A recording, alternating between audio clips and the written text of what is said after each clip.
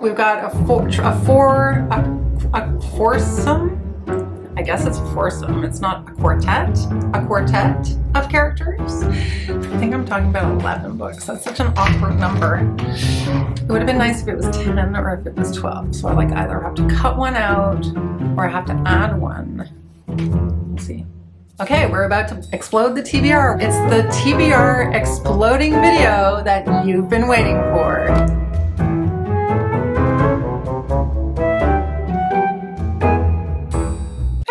It's me, Jess. I'm here with another installment of what the Globe and Mail has to say about books. The Globe and Mail, just in case some of you who are newer subscribers are unfamiliar, is Canada's national newspaper, and I've made a few of these videos where I talk about what the Globe and Mail's lists are in terms of recommendations of books to read, and they have recently come out with a list of new books coming out in the summer that they recommend for summer reading. So there are a number of books on the list, some of which are nonfiction books, actually quite a few which are nonfiction books, and I've decided to focus on the fiction books in the list, and they all sound very interesting. Let's see what the Globe and Mail is recommending. Just in case you're curious to read the article, it might be paywalled, but I will leave a link to the article in the description box below. It's called 34 Books to Read This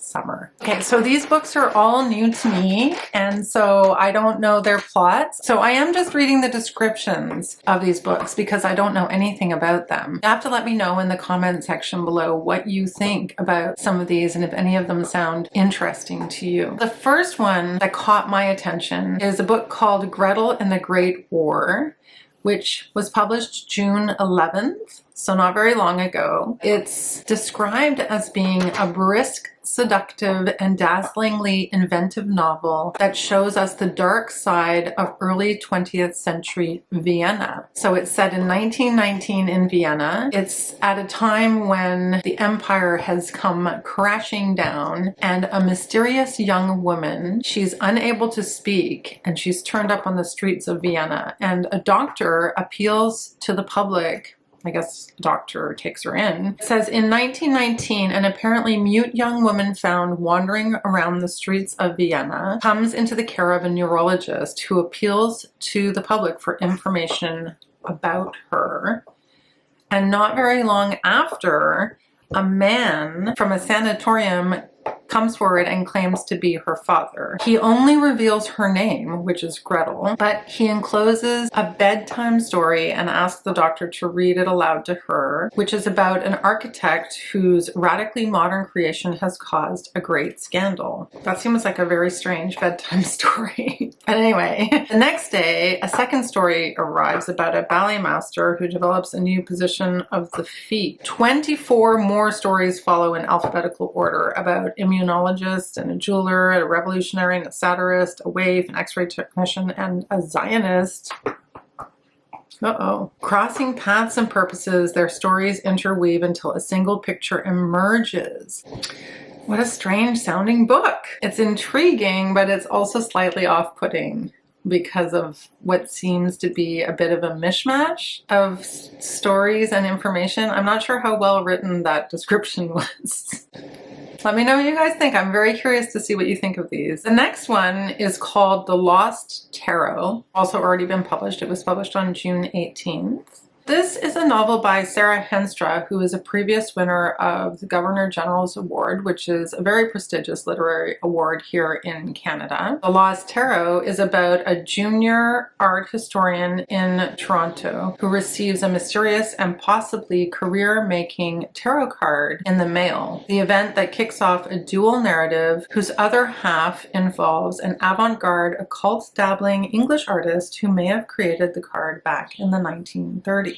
That sounds really good. Why was this tarot card sent to the struggling junior art historian's character name is Teresa Bateman. So why was the tarot card sent to Teresa? How can she prove its connection to this artist that she thinks that it's linked to? And also it's been declared a fake. Yeah, and who's had it for all these years? This sounds like a mystery. This sounds kind of intriguing to me. This sounds really good. Just sounds interesting, you know? And we have a couple of translated works that are published by independent publishers. And actually this one is published by Biblioasis. It's coming out at the beginning of August, on August 13th. It's called The Utopian Generation by Pepitella. I think that my pronunciation might be butchering a little bit because that is a Portuguese name. This novel was first published in Portuguese in 1992. First time it would be available in English translation. This decades-spanning anti-colonialist novel from the early 60s by Angola's most prominent writer involves a group of students in Lisbon who, faced with the prospect of being conscripted to suppress a political uprising in their native land, end up, like the author himself did, as guerrilla fighters in Angola's brutal 14-year war. Okay, this sounds super heavy. It charts the intertwined destinies of Sarah, an idealistic doctor, Anibal, an intense intellectual, Vitor, an aspiring political leader, and Malongo, a party-hopping soccer player. It says, vast in scope yet intricate and revealing in its insights into the psychological tensions of colonialism, The Utopian Generation is widely considered in the Portuguese-speaking world an essential novel of African decolonization and is now available in English translation for the first time. That sounds really interesting. Oh boy, we're about to explode the TBR. Yeah, the next book is another book in translation. So this one is a novella and it's called The Anthropologist by Aishagul Savas. The description in the Globe and Mail reads, deceptively spare is often used to describe fiction, but rarely so accurately as with the well-received novels of the Turkish-born US-based writer Savas. In this one, she privileges the emotional truth over plot in a tale of two scholarship students from different unnamed countries hunting for an apartment in an unnamed city. Asia and Manu are looking at apartments, envisioning their future in a foreign city. What should their life here look like? Can they create their own traditions and rituals? Whom can they consider family?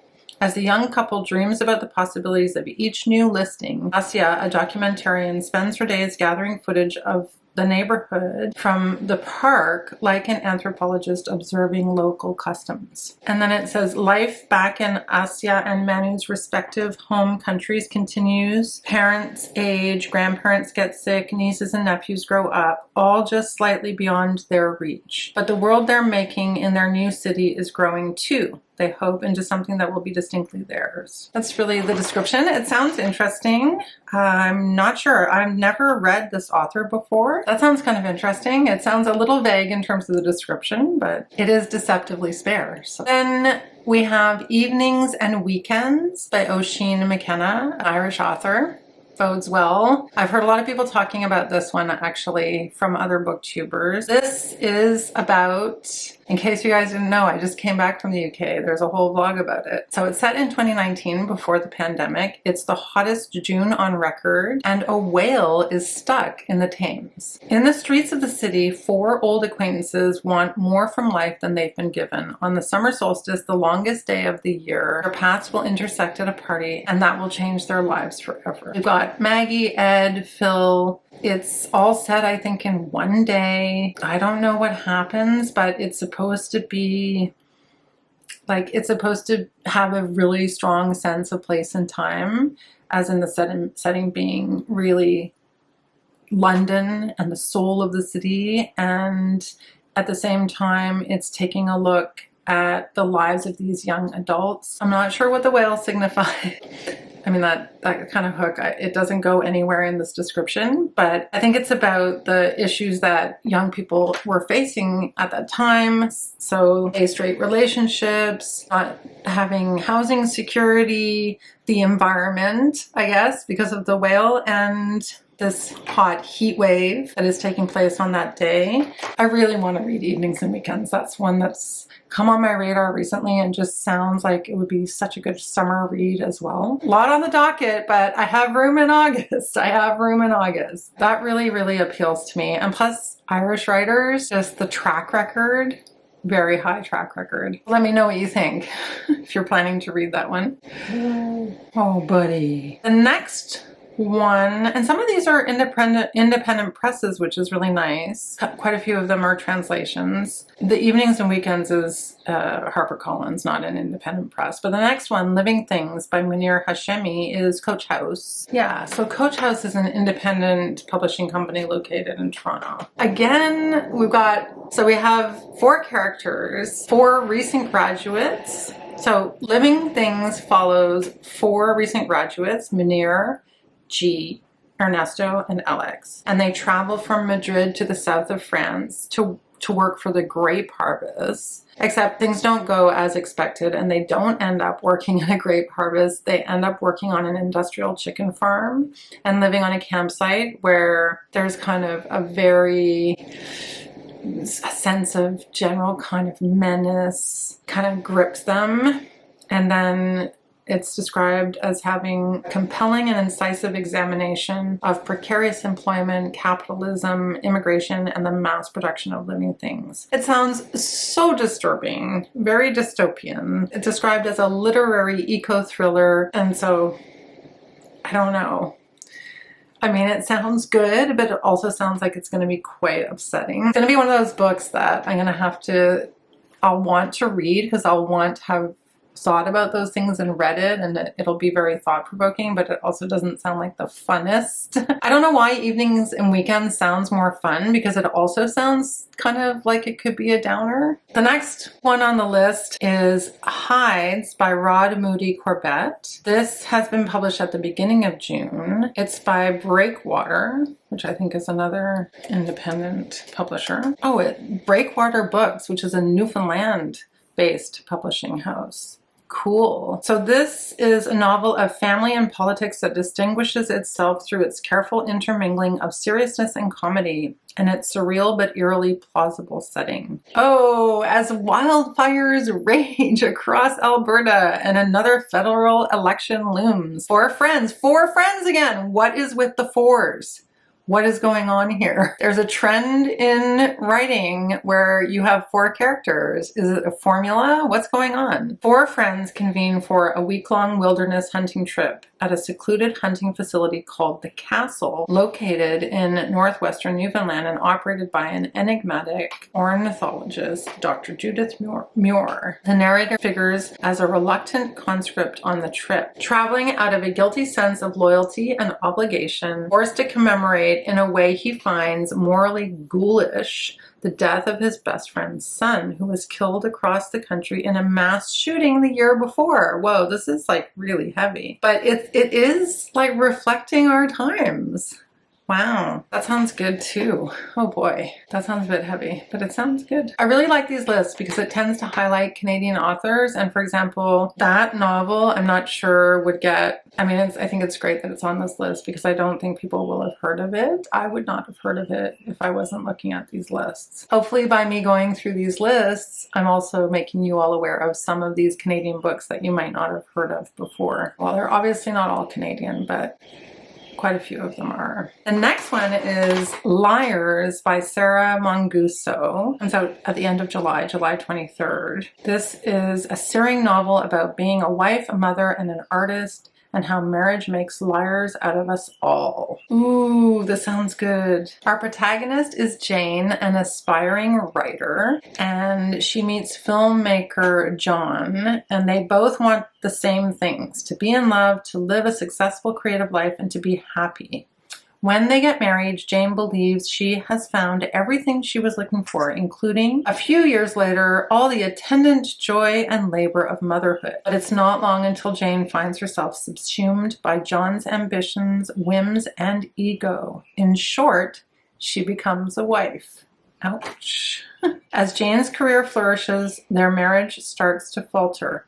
Throughout the upheavals of family life, Jane tries to hold it all together, that is, until John leaves her. Ugh, that sounds really good. The next one on the list is The Heart in Winter by Kevin Barry, being published at the beginning of July. It's described as being a Western, and it's historical fiction. The description reads, the International Dublin Literary Award winning. So this is award-winning writer Kevin Barry's first novel set in America, and it's described as being a savagely funny and achingly romantic tale of young lovers on the lam in 1890s Montana. A hard winter approaches across the Rocky Mountains. The city of Butte, Montana is rich on copper mines and rampant with vice and debauchery among a hard-living crowd of immigrant Irish workers. Here we find Tom Rourke, a young poet and ballad maker of the town, but also a doper, a drinker, and a fearsome degenerate. Sounds like a great character. Just as he feels his life is heading nowhere fast, Polly Gillespie arrives in town as the new bride of the extremely devout mine captain Long Anthony Harrington. A thunderbolt love affair takes spark between Tom and Polly, and they strike out west on a stolen horse, moving through the badlands of Montana and Idaho, and briefly an idyll of wild romance perfects itself. But a posse of deranged Cornish gunmen are soon in hot pursuit and closing in fast. With everything to lose and the safety and anonymity of San Francisco still a distant speck on their horizon, the choices they make will haunt them for the rest of their lives. This sounds so good. This sounds great. Okay. As I said, it's going to be a TBR exploding list. Definitely adding that one to the TBR. Actually, I entered to try to win the giveaway, so if I win it, all the better. That'll be so cool. I mean, it'd be fun to win it. The next three are kind of odd to be on this list, but I'm glad they are because they sound fascinating. The Art of Vanishing by Lynn Kutsukake. This is a sophomore novel by Kutsukake, a third-generation Japanese-Canadian whose The Translation of Love won the Canada-Japan Literary Award and the Kobo Emerging Writer Prize. Kobo is the same as the Kindle, so it's an e-reader. The Art of Vanishing invokes the ethos of the art world in 1970s Tokyo, as it tells the story of Akemi and Sayako, young women whose class-defining connection gets ruptured when Sayako goes missing. Ooh, that sounds interesting. It was like a good mystery. Craft. Stories I Wrote for the Devil by Ananda Lima. This surrealist novel in stories, it has a big plug from Kelly Link, slyly comments on the American immigrant experience through the story of a woman who is forced to spend years grappling with the devil in his many guises after sleeping with him at a Halloween party in 1999. That sounds good. I don't think I need to even know more about that because it just sounds really good.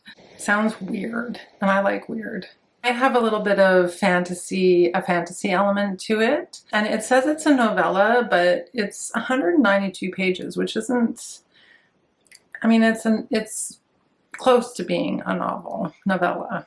I don't know what the official definition of a novella is. I don't think there's an official definition of a novella in terms of length. In this Globe and Mail article, it's described as being a novella. And then the last one, this is an odd one. I'm not sure if I want to read this. You'll have to let me know in the comments below if you've heard of this, what you think about it. Is it controversial? This is a posthumously completed novel about Peggy Guggenheim by Rebecca Godfrey, who very sadly died in 2022 from cancer at the young age of 54. Her husband, I guess he was her agent, approached her very close friend, Leslie Jameson, to ask her to complete the novel. I think Leslie Jameson, she wrote a piece, I will leave it linked in the description box below. I haven't even had a chance to read it myself yet, but I'd be curious to read it. Piece about her experience completing this book in a New Yorker article.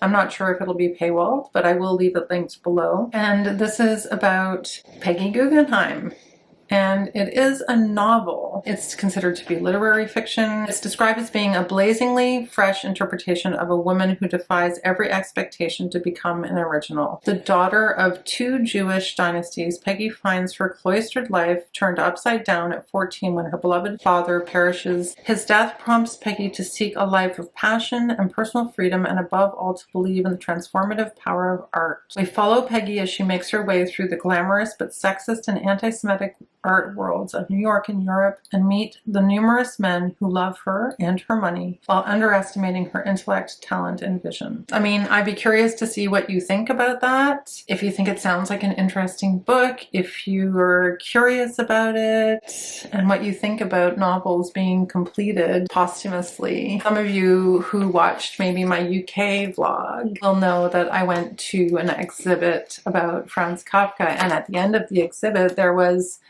the question, because his directive to his friend Max Brod had been to burn all of his works without exception. And then at the end of the exhibition they had that quote of his, and then they had a paper with a line down the middle, and one said burn and one said publish, and there was a little packet of stickers, dotted stickers, hanging beside it, and at the end of the exhibit you were meant to take the sticker and decide which would you do. So it's an interesting question. So those are the 12 books. Some of them sound so good. I hope that I have time to add at least a few of them to my TBRs coming up in August and maybe even July. But again, that might be very ambitious of me. Thank you so much for watching. I hope that you've been introduced to some new books through watching this video. If you're new to my channel, say hi in the comments below, and I'll see you in the next one. Bye for now.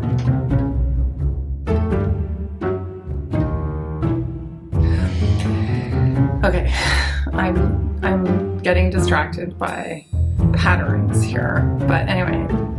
Seems to have forged in the form of a characteristically outlandish love story set amidst, oh